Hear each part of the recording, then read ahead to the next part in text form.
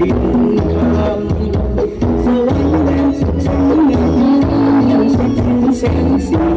ประเสริฐเลิศล้ำสวรรค์เป็นนารีงามอันมีสวยงามสมถึงแดนลีลาสวยสวรรค์สัมพันธ์แต่เมาทำงานเมืองเราที่โคตรบองรักกันเป็นที่สุดไม่แย่ที่สุดบ้านน้องบัวรักษาสัตว์เข้าของที่คนที่โน้ได้ประสบความเร็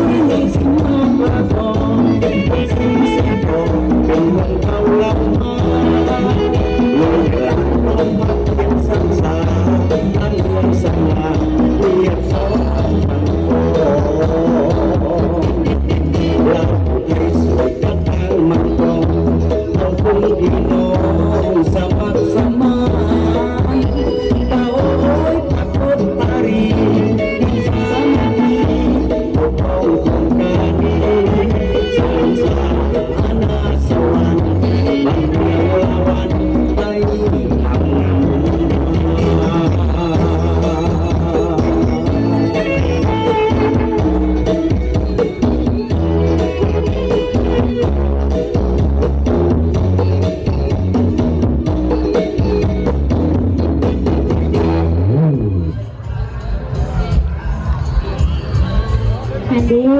เนาะเป็นจังซี่แล้วงามเนาะสมการรอคอยเลยอีกจังหน่อยเด้อเนาะจะได้เห็นอีกเนาะว่าใน8